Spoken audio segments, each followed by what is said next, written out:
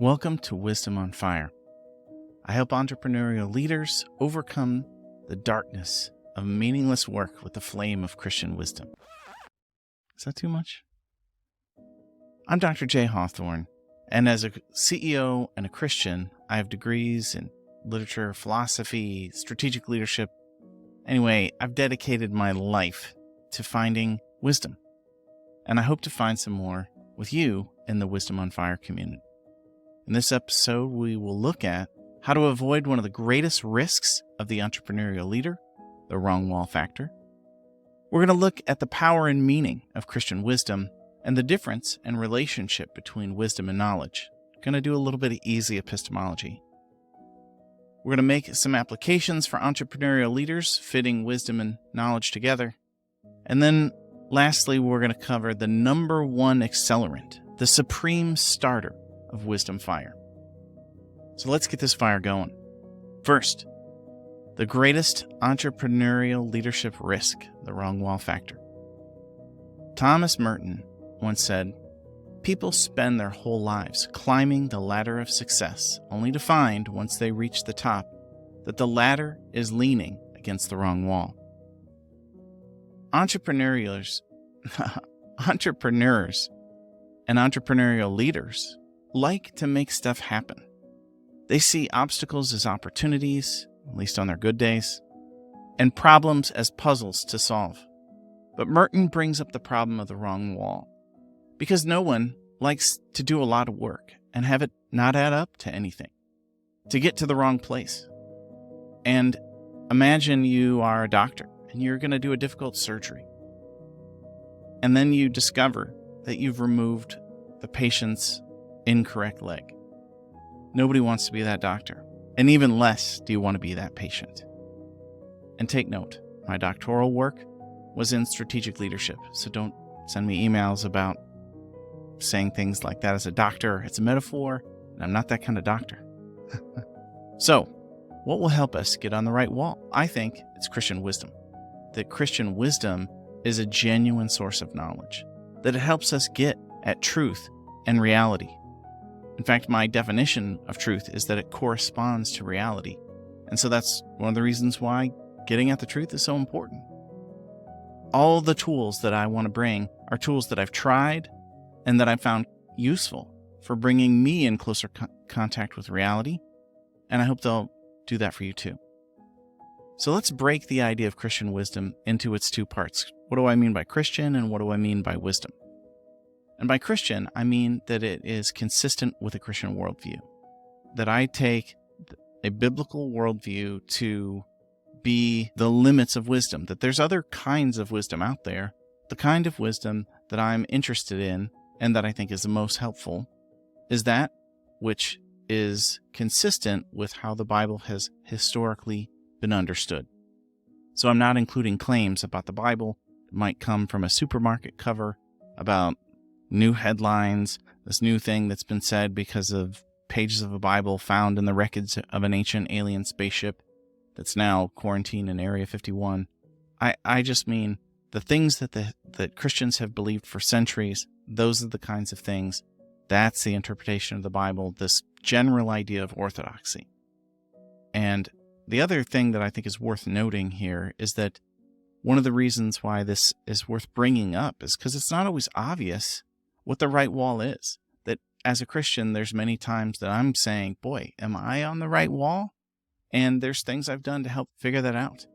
And part of that is because I believe that God actually knows what the right wall is. And there's things that he's done to reveal to us both in his character, in creation, and through what he has revealed to us about what that is. And God cares about what the right wall is as well, which is why he bothered to share it with us. And there's sometimes at least a wrong way to avoid. A lot of times I think it doesn't matter. God would be happy with multiple ways that we could take. But there's maybe a few that we shouldn't. And he's equipped us with these means to discover the parts that we're working on, whatever that work is, and we're designed to solve these different problems and he's going to reveal to us the ones that only he can solve. So Christianity provides the why of human life. So the Christian part of that equation gives us the why so that our lives can flourish when they are organized around living for the triune God, with and for the triune God, as revealed by Jesus Christ.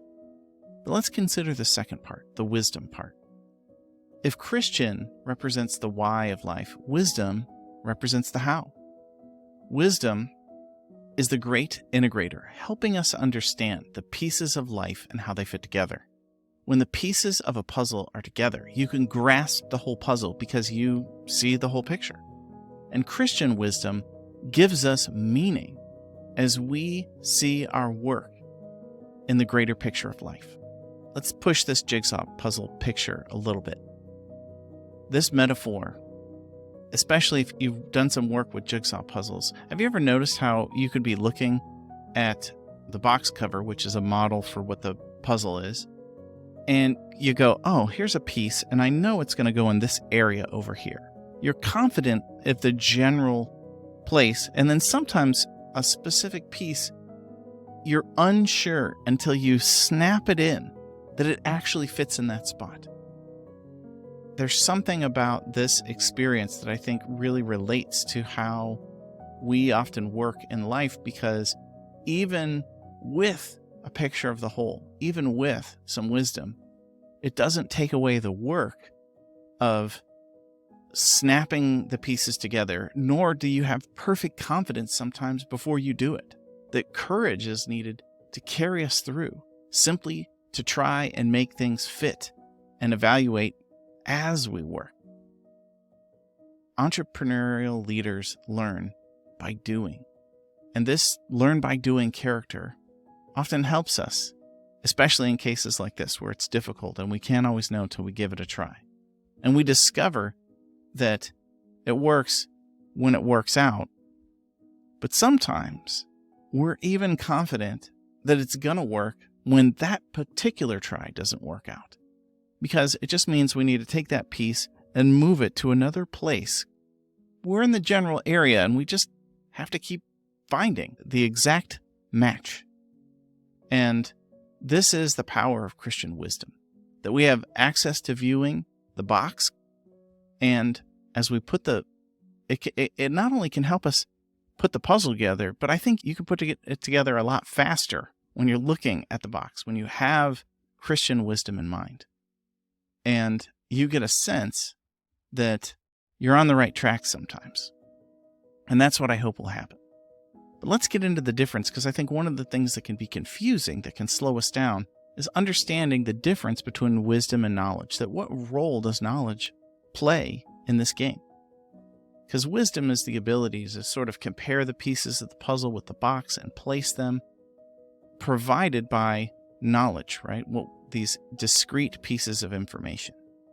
And full disclosure, none of the things I'm saying mean that the process of gaining wisdom is going to be easy or quick. We all want some efficiency to get things as right as possible, but sometimes, even if you've read the Bible, and it takes wisdom to apply it well and guide your choices and so forth, but life is just complex. And there's times where I've wondered myself if I followed God to the right wall. And you see this in the Bible. There's people complaining to God sometimes, going, God, what are you doing? How did I get here? And obviously there's times where we just get distracted, where we get off track, and then we're trying to get back on track. And I think God still has help for us even in those spaces. And often that's the assurance I'm looking for when I'm asking, is this the right wall? It's even after I've had the picture. But from just a normative perspective, let's describe the relationship between wisdom and knowledge is that wisdom is when you take knowledge and you apply it right, when you do it in a fitting way, when you do it in the way that the knowledge should fit together. And so there's some aspect of sound judgment here included in this understanding of wisdom, where we know how to make this appropriate application of knowledge. And on that note, let's dive deeper into what knowledge is. And I want to give you a quick leadership tip here. I know as a CEO, I have noticed that there are few things that waste more time than when I haven't given my coworkers or one of the other people on our team, when some leader has failed to give them enough information where they lack knowledge.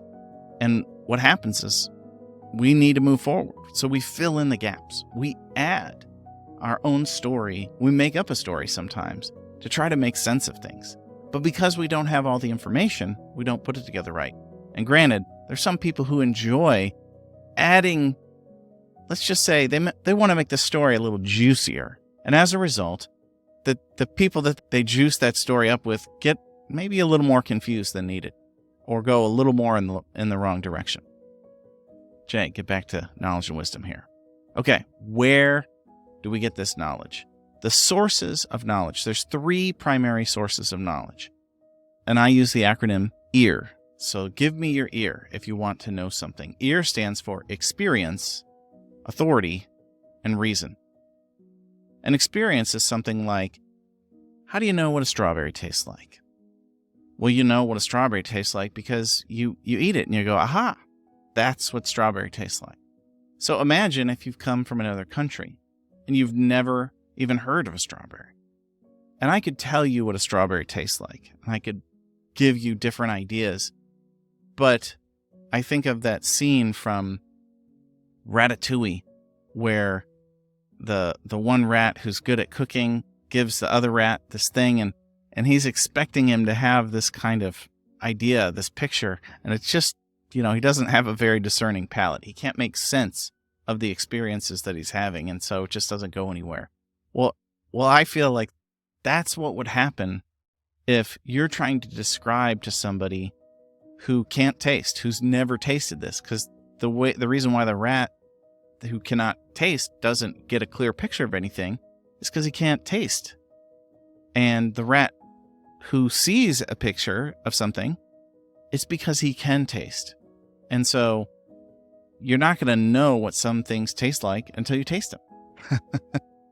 But there's other kinds of experiences. And maybe let's move on to an example like that, because I know by experience, by knowledge, by direct acquaintance, who my wife, Martha, is. I know who she is because I've been with her. I've had an experience of being in her presence. I've come in contact directly with Martha. Experience as a source of knowledge should give every leader some initial confidence with the people who are doing the work, that they know something about the work. And if you're a business leader and maybe you're going to do a great big project that affects the precise work that somebody's doing. Say, for example, you have a warehouse and you want to change the whole warehouse. You should spend a lot of time discussing what that specific work is in the warehouse with the people who do that work, because you want to gain the knowledge they have about that work, because there's things that they know. And you need to incorporate that in any model before you do something. It's also good leadership to involve people like that, but I digress. So Christian wisdom is also going to have you treat the warehouse worker with complete respect, because as a Christian, that person is made in the image of God. C.S. Lewis, in The Weight of Glory, said that there are no ordinary people. You've never talked to a mere mortal.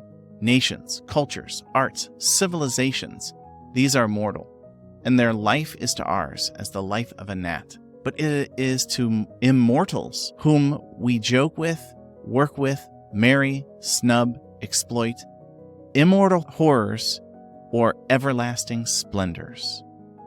So there just aren't any ordinary people. Every person has this incredible value to them. Additionally, consider the experience of a coworker before reacting to a situation. It's possible that the kind of knowledge expected comes through an experience that they've never had. So it's reasonable for you to begin interacting with a coworker about experiential knowledge and figuring out what their experience is in some general and gentle way. Because if it is that lack of experience that is the cause of them doing some action that maybe they shouldn't do or are about to do, then you would want to be very gentle in describing something, maybe even showing them what would happen if, or some way of helping them gain experience safely about a situation, because you want them to succeed. You want success for your coworker, which will ultimately lead to also success for the organization. Remember, the stakes are high whenever you lead people. Honor the insight and wisdom of experience, especially the experience of others. Authority. That's the next letter in E.A.R. A. Authority. There's some things that you know because someone else you trust told you. And there's a tremendous amount of things that we know are because we read about it from an authority. Like maybe you believe that my wife Martha exists because you believe me to be an authority on her existence. Since you trust me so deeply from our relationship here on YouTube, and when I told you about my wife, you said to yourself, aha, I know Martha exists because Jay said so. I'm sure that's just what happened. Well, a whole lot of what we know in our human knowledge is based on this authority. And let me give you a couple examples, because I've never seen a molecule or an atom. And I've seen pictures, I've seen theoretical drawings, and I believe that atoms exist because people who study these things, scientists, serve as authorities, and they exist and have the existence of atoms, or maybe Zimbabwe. I've never seen Zimbabwe. I've never been to Zimbabwe. I'm not even sure I've seen a picture of Zimbabwe, but I've met some missionaries who've been there, and they talked about Zimbabwe, and they seem to be pretty reliable folks. I've also learned about it from looking at maps. And there's things that you can know, even though you haven't been there, even though you have no experience of those things. And this is one of the reasons why the expression leaders are readers gets some traction. Because if you are a make it happen, let's go kind of person, you're doing work and you want to shorten your learning curve. You want to get there as fast as you can. You want to learn from others. You want to learn from authorities. And perhaps they gain that authority, if we go back to the other E, through experience, that they've been there, they've done this work, and so that's why we trust them. And if I can learn without paying the costs or mistakes from others, so not only can I learn the right thing, but I could avoid doing the wrong thing. I could avoid a mistake that someone else has made. And let's say I'm into that, if I can avoid that suffering and pain. Let's go to the R, reason. So there's things that you know. For example, mathematical concepts, right? Maybe 4 plus 5 is 9. And you know that because you know that if I have 4 things and then I have 5 things, that together those are 9 things. And you didn't need an authority to tell you that. If you know what 4 is and you know what 5 is, or even if you don't articulate that concept, you know that you now have 9 things, whatever you call them. Going back to atoms and molecules, that's probably why Dmitri Mendeleev comes to my mind, is because I think he's got a great example of knowledge you can have by reason, because after ordering the atomic elements by their atomic weight for the periodic table, later it was organized by atomic number, but Mendeleev predicted the discovery of gallium and germanium, which happened, good for him, just a couple years later. And so it relatively quickly validated his understanding of the periodic table and advanced knowledge of chemistry, because as he looked at the data, it was reasonable to see that there ought to be 2 more elements in the table to make sense of the patterns that were there. So we've got our E.A.R, experience, authority, and reason. Let's jump into a couple of applications for entrepreneurs, because wisdom puts knowledge to work. Wisdom puts knowledge to work. Let me say that differently. Wisdom is when you take knowledge and you do the right thing with it, whatever that is. And so if we were going to rightly apply reason, we know from reason that when you rightly applied, you might be taking something and transferring reason into some right action. So say someone, they're said to be wise from reason, because there's a situation that's never happened before. And because it's never happened before, there's no experience to be had, nor is there an authority, because this just never happened before. And so what they're doing is because they've got some judgment, some habit of character where they've been choosing wise things, that by means of reason, they create a model, a story, a theory, coherent enough to make some good decisions. And so they say, aha, if this is the case and this is the case, this right action emerges. And so the wise person knows the right action to take. Perhaps the right way to choose when traveling, because they're able to extrapolate the location of their position based on some facts that they pick up. If we look at authority rightly applied, maybe we would look at something where ethics is involved. I think that a famous example of this comes from the Bible, where Solomon, he's very famous for being wise, and so people come to him with all kinds of difficult dilemmas. And there's a couple women who approach him to solve a paternity suit. And one of the women's babies died, and the other one has a live baby. And essentially, the woman with the live baby is being accused of stealing the other woman's baby. And so they're like, hey, Solomon, you got to figure this out. Figure out who's the mom that should go with this baby. And Solomon says, okay, this is a really hard case. Let's just cut the baby in half, and then we'll give each mom a half. And one mom says, hey, time out. Let her have the baby. The baby needs to live. This is really important. And Solomon says, she's the mom.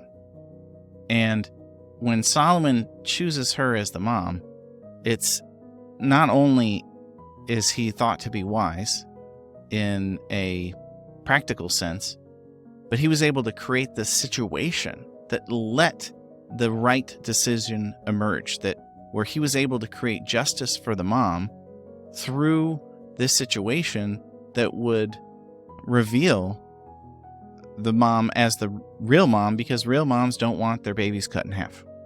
They would rather another person raise them and make that sacrifice, because real moms are like that. So Solomon's wise testing of the women, this is a pretty high skill. Solomon was seen as an authority on wisdom because of his track record of these just decisions.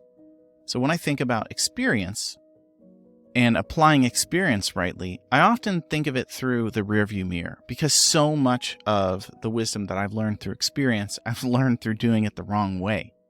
And when I've done it wrong, this is one of the things I tell my kids all the time. I say, hey, I would recommend, before you do this thing that you just told me that you're thinking about, that you think about it differently. I tried it this way. Here's how it went for me. It didn't go so well. Maybe you should think of another way. And certainly, we can learn wisdom when things go right. We often show people how to do things the right way, especially when we're training them at a new job, or if they're new to something. Sometimes it's really fun. It's a delight to show something to someone who's not experienced it before, especially if it's a great thing. And as we transmit this knowledge, sometimes we don't have the opportunity to do that in person. And so we might transmit this knowledge into this wisdom into knowledge. So we'll sort of step it down from wisdom as a demonstrated thing into a proposition, that maybe we put it into a rhyme, or we put it into a proverb, like there's proverbs in the Bible. Or there's a saying that comes to my mind is red next to yellow will kill a fellow. Red next to black is a friend of Jack. A little proverb like that is, I think it's useful when you want to know which snake is venomous and which snake is not. Full disclaimer, I've never had to use this piece of information.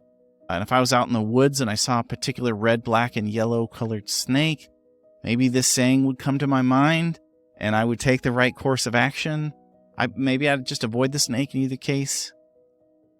Well, I probably wouldn't. I mean, I really love snakes, and I like to catch them. If I think I could examine a snake safely, I might take a shot at that. Anyway, let's review real quick. Before we get into this number one wisdom accelerant, let's just bring these things together. If you look at the problems of entrepreneurs and leaders, there's a lot of things happening. And leaders tend to attract problems. They're problem magnets. Because as they're trying to support all these other people, they end up getting all of their problems. People want to come to them with the problems. And sometimes it's because they It's difficult, or it's no fun. Whatever the case is, I know that as I interact with my coworkers and as a Christian and a CEO, I care about the people that I work with. And I'm also a friend. I'm a dad. There's so many people that make me feel compassion because there's so many problems out there. And as we, I think, dive into this, it's important to keep in mind that the world is full of solvable problems. Solvable problems. And by listening with our ear, by using experience, authority, and reason, and thinking of that as valid sources of information and catching ourselves when we filled in the gaps, when we just made an assumption, or we're taking a guess, or taking somebody else's word for it, but they're not really an authority on this. Or if we double check them, hey, are you sure? Did you see that? No, that's just some stuff they filled in the gap with, or they're unsure. This is the kind of thing where when we see something that comes outside of those sources, to question that, because we need to be in contact with reality if we want to make the right choice. So knowledge is saying that a tomato is a fruit, but wisdom is not putting the tomato in your fruit salad.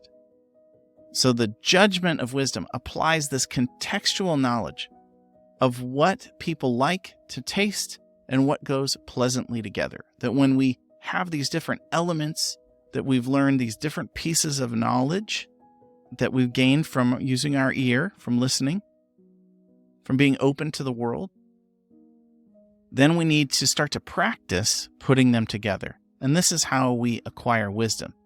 And one of the key accelerants, maybe the accelerant, because with wisdom, there's this sense where knowing about tastes and how things go together, you can think about knowing in terms of a system. Here's this plan that you need to make for a wise decision, and you kind of need to know how things work together. And when you want to understand how to become wise, the fundamental requirement, this top accelerator, is a kind of humility. And humility is this precondition for acquiring wisdom. Because you have to say, I might not have the facts here. I might not know. And so I need to be open to the sources of knowledge in any particular situation in order to be able to have the right pieces to make the wise choice. And in the Proverbs, it says, the fear of the Lord is the beginning of wisdom. And I think there's at least two senses that come to my mind with this proverb. One is that wisdom has this attitude of humility, where you say, God, you're God. You're the one who knows everything, and I'm not. And there's also a sense that in the fear of the Lord, that there's some moral stakes involved, that the idea of God carries with his presence a sense of the justice that's part of his character. And so you know that we want to see the right thing done. And in the Proverbs, you always see the wise person contrasted with the fool, and the fool is making immoral choices. And so that idea has carried forward into our contemporary understanding of wisdom. And so this top accelerant is to be humble, is to have the learner's perspective, is to be open to the fact that you don't know all there is to know. You're not God. If you got any value from this video, hit like or subscribe. Take note in the comments if there's some insights that you have, that you think, here's a way that wisdom or knowledge or understanding the distinction between them have helped you as a leader. We'd love to hear. And if you have any suggestions for further topics, throw those in the comments as well. Thank you.